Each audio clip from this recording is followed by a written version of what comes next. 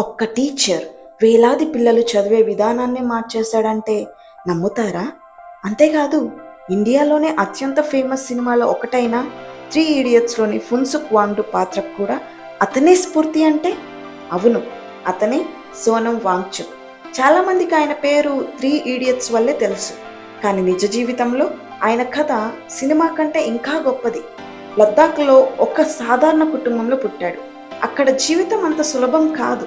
చలికాలంలో మంచు ఎక్కువగా పడటంతో స్కూల్స్ కూడా నెలల తరబడి మూసేసేవారు. అవకాశాలు తక్కువ, సౌకర్యాలు ఇంకా తక్కువ. కానీ వాంగ్చుక్కి ఉన్న పెద్ద సమస్య అది కాదు. స్కూల్లో టీచర్లు చెప్పేది ఆయనకు అర్థమయ్యేది కాదు. ఎందుకంటే ఆయనకు సరిగా తెలియని భాషలోనే చదువు చెప్పేవారు. ఒకసారి ఊహించండి, ప్రతిరోజు క్లాస్కి వెళ్తున్నారు, నేర్చుకోవాలనే ఆసక్తి ఉంది, కానీ టీచర్ చెప్పేది ఒక్క ముక్క కూడా అర్థం కావడం లేదు. చాలామంది అయితే నాతో చదువు కాదు అని వదిలేసేవారు. కానీ వాంగ్చుక్ అలా చేయలేదు. ఒకరోజు అవకాశం వస్తే పిల్లలు ఇలా ఇబ్బంది పడకుండా చదివేలా చేస్తా అని తనలో తానే నిర్ణయించుకున్నాడు. ఆ నిర్ణయమే తర్వాత సెక్మోల్ అనే ప్రత్యేకమైన స్కూల్గా మారింది. అక్కడ మార్కులు తక్కువ వచ్చాయని, ఫెయిల్ అయ్యారని ఎవరిని తక్కువగా చూడరు.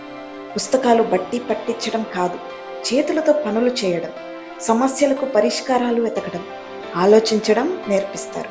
ఒకప్పుడు ఫెయిల్యూర్ అని పిలువబడిన పిల్లల్లో చాలామంది తర్వాత ఇంజనీర్లు, వ్యాపారవేత్తలు, నాయకులయ్యారు. కానీ ఆయన ప్రయాణం అక్కడితో ఆగలేదు. లద్దాఖ్లో గ్లేషియర్లు కరిగిపోవడంతో రైతులకు నీటి కొరత వచ్చింది. అందరూ సమస్య గురించి మాట్లాడుతుంటే వాంగ్చుక్ మాత్రం ఒక ప్రశ్న అడిగాడు.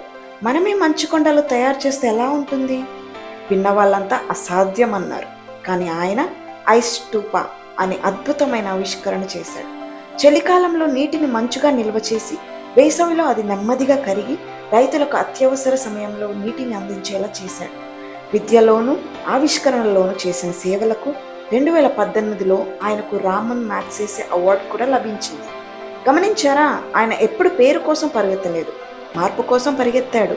ఎందుకంటే నిజమైన విజయం అంటే అందరికీ తెలిసిన వ్యక్తి కావడం కాదు, ఎవరికైనా ఉపయోగపడే వ్యక్తిగా మారటం.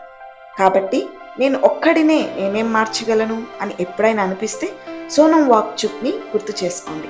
ఒకప్పుడు క్లాస్లో చెప్పేది అర్థం కాని ఒక అబ్బాయి ఈరోజు ప్రపంచానికే ఒక గొప్ప పాఠం నేర్పించాడు.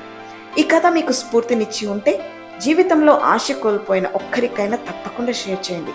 ఎందుకంటే ఒక మంచి ఆలోచన వేలాది జీవితాలను మార్చగలదు.